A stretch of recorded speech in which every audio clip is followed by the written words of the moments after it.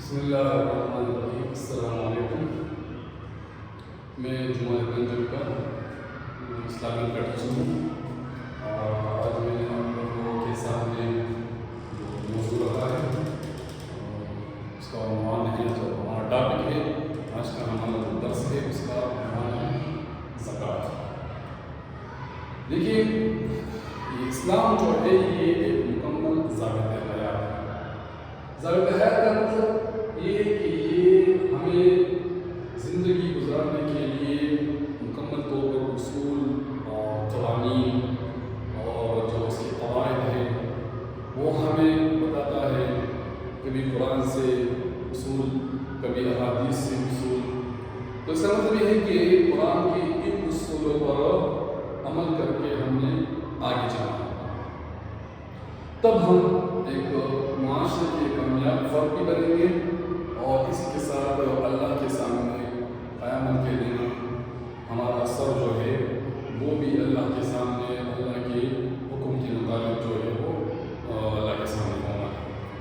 تو اب آپ سمجھیں کہ اسلام ہمیں صرف روحانی عبادت کی جلد نہیں تھا کہ بس روحانی عبادت کرے تو ختم ہو جائے، اس کے ساتھ ساتھ معاشرتی اور اقتصادی جو عبادات ہے اس میں بھی ہمیں حکم دیتا ہے کہ اس کی پابندی کرو. تو اسی میں ایک زکوٰۃ ہے، کیونکہ یہ ایک مالی عبادت ہے. اس کا تعلق جو ہے وہ مال سے ہے.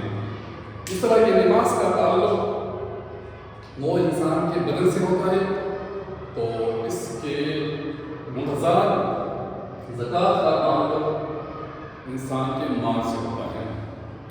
اور زکوٰۃ کی اہمیت کا اندازہ ہم اس بات سے لگا سکتے ہیں کہ قرآن میں جس جگہ نماز کا حکم آیا ہے تو بالکل اسی کے ساتھ زکوٰۃ کا بھی حکم آیا ہے. تو دونوں کا حکم جو ہے وہ ایک ساتھ آیا ہے.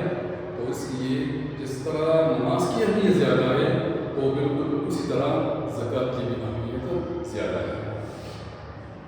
زکوٰۃ اسلام کا تیسرا رکن ہے.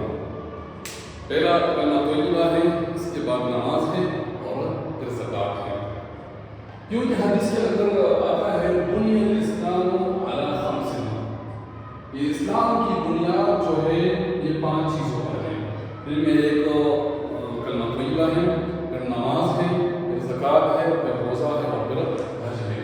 تو آج ہم اسی حدیث کے مطابق ہم تیسرے رکن کو پڑھتے ہیں جس کا نام ہے زکوٰۃ.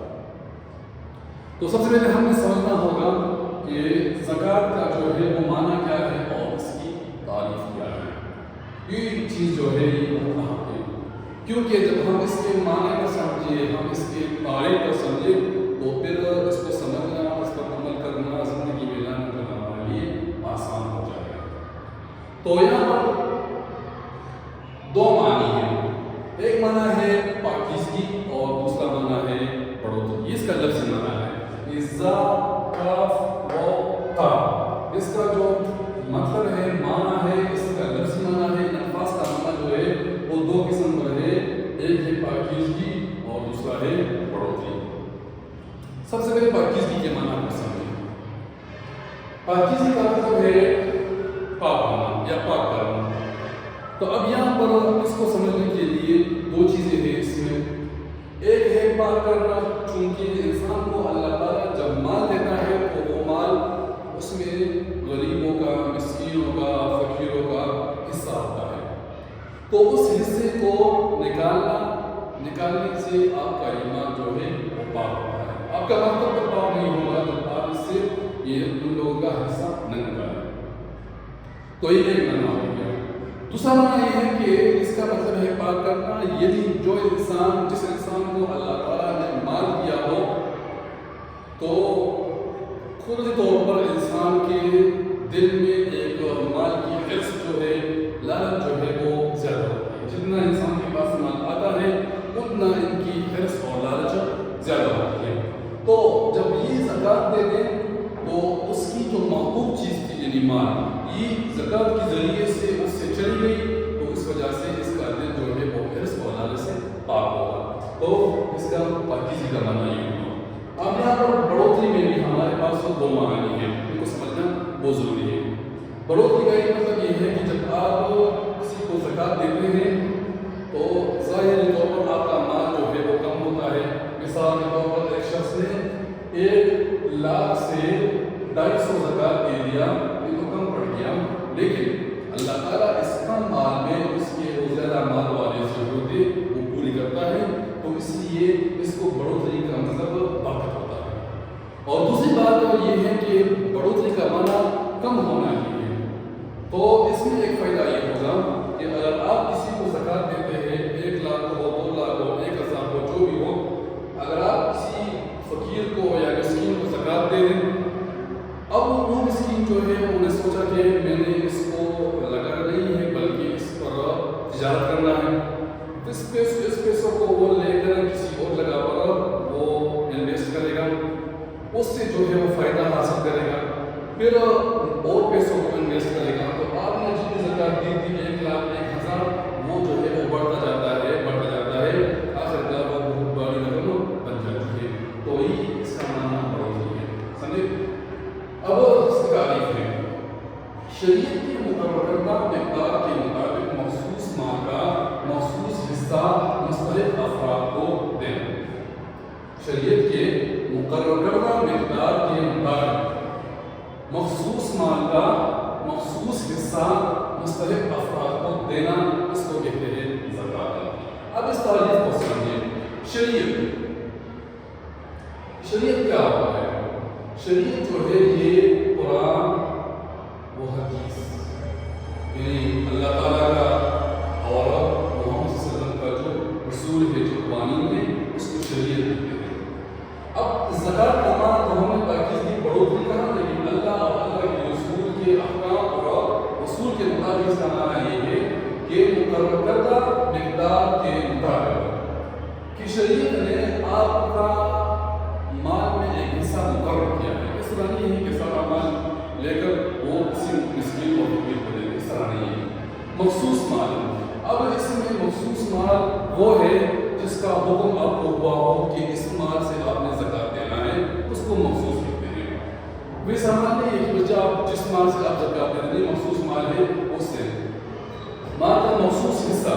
اب مخصوص حصہ جو ہے وہ ہے 2.5% یا 2.5%، کہ اللہ تعالیٰ نے آپ کو کہا ہے کہ آپ نے یہاں پر اپنے زکوٰۃ سے، اپنے مخصوص مال سے 2.5% جو ہے وہ دینا ہے، ٹھیک ہے؟ سارا مال نہیں دینا ہے، اپنے کل مال کا 2.5% نکالنا ہے اور وہ کسی غریب اور مسکین کو دینا ہے۔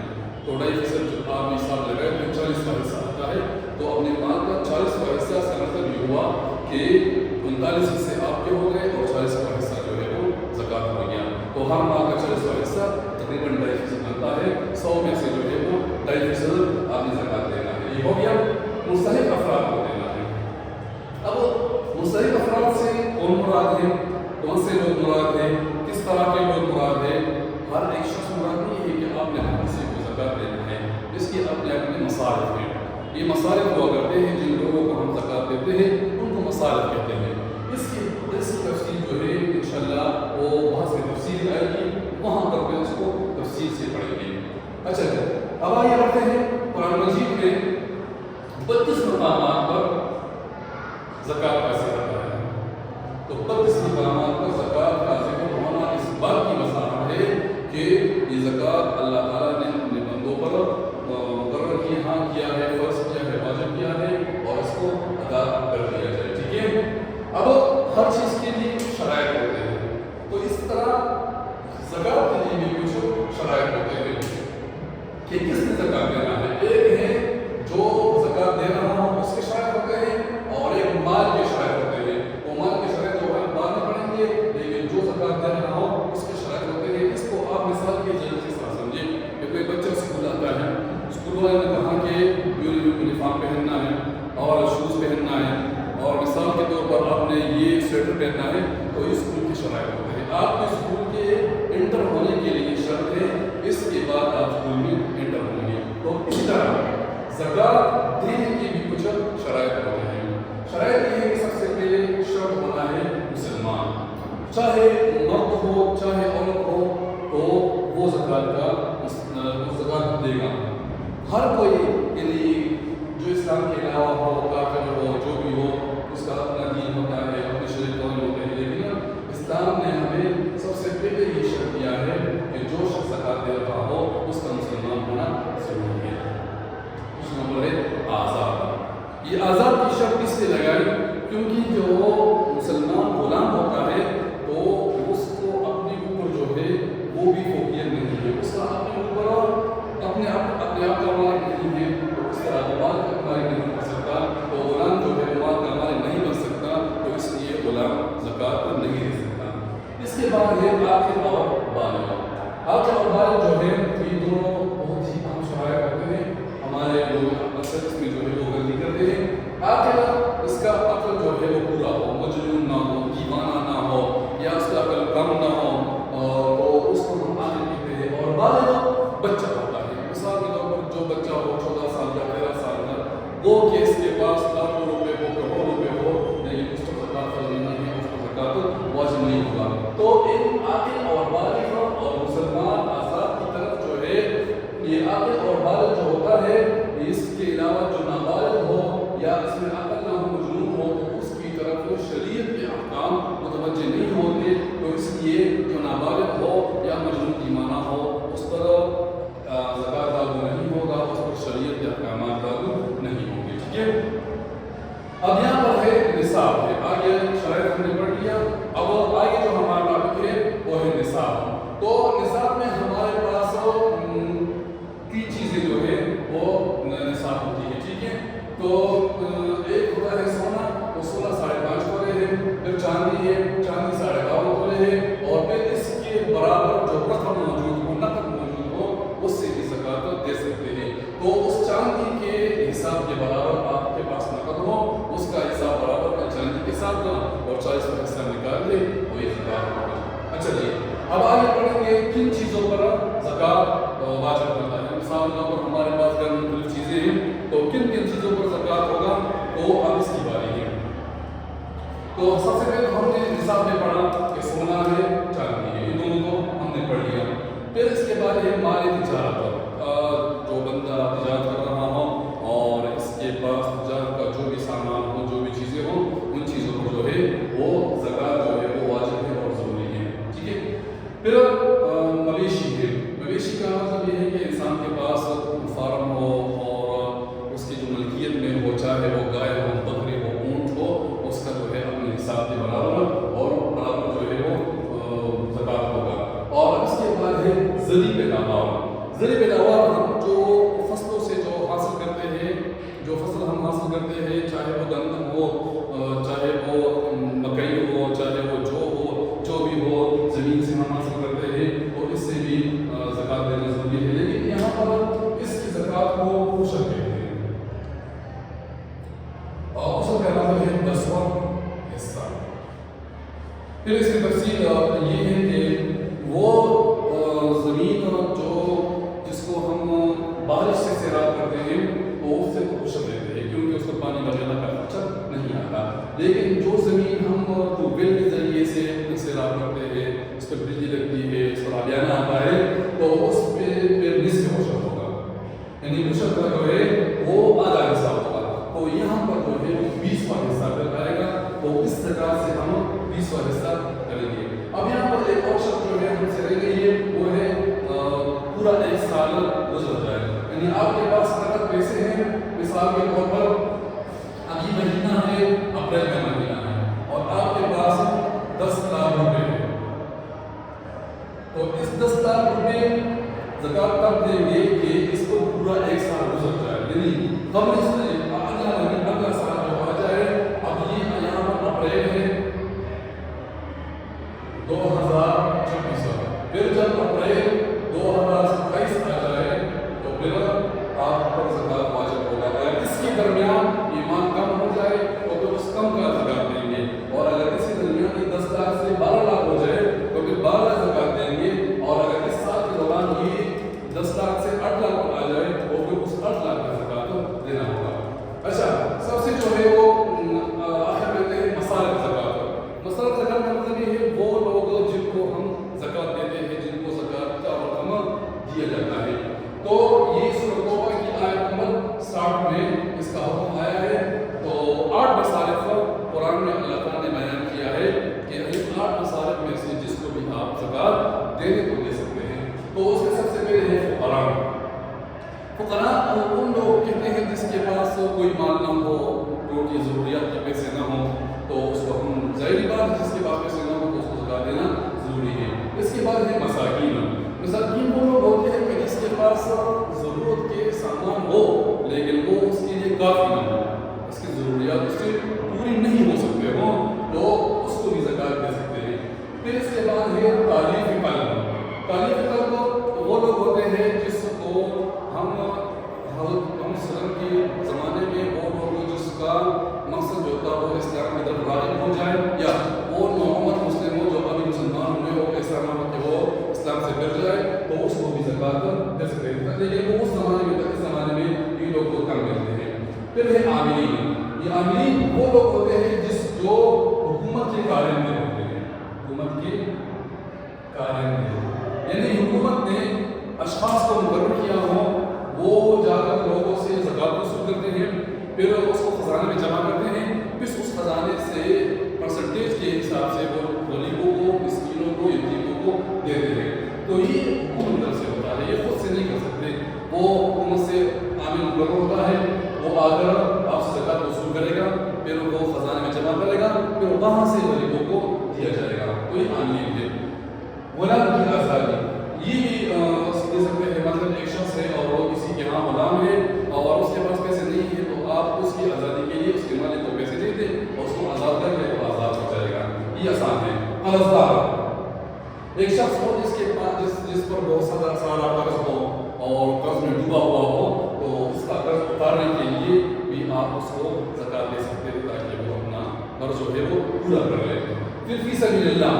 فی سبیل اللہ وہ لوگ ہوتے ہیں جو اللہ کی رضا کے لیے وہ گھر سے نکلے ہو, جہاد کے لیے یا کوئی اور خیر کے کام کے لیے گھر سے نکلا ہو, اور اس کے پاس پیسوں کی کمی آ جائے تو اس کو بھی زکوٰۃ دے سکتے ہیں. اور پھر سب سے آخر میں ہے مسافر کو زکوٰۃ دینا. یہ تعلق جو ہے یہ چیز یہ بھی بہت اہم ہے. سمجھے یہ اس لیے اہم ہے کہ مثال کے طور پر یہاں پر بھی لے کر مسافر آیا ہے اور اس کو ضرورت ہے پیسوں کی, اس کے پاس اب یہاں پر پیسے نہیں ہیں, اس کے پاس اپنے علاقے میں پیسے ہیں, چاہے اس کے پاس بہت پیسہ ہو, لیکن اب اس کے پاس اپنی ضرورت کو پوری کرنے کے لیے پیسے نہیں ہیں, تو اس کو بھی زکوٰۃ دے سکتے ہیں. یہ بات جو ہے وہ اہم ہے. آج کل وہ زمانہ اسی پیسہ کا ہو سکتا ہے, لیکن اس کو ذہن میں رکھنا ضروری ہوتا ہے. اب آخر میں زکوٰۃ کو ہم دے رہے ہیں, اس کے فوائد کیا ہے, فائدہ ہے, معاشرے کو کوئی فائدہ ہے کیا نہیں ہے, تو آخر میں اس کے فوائد کو سمجھیں.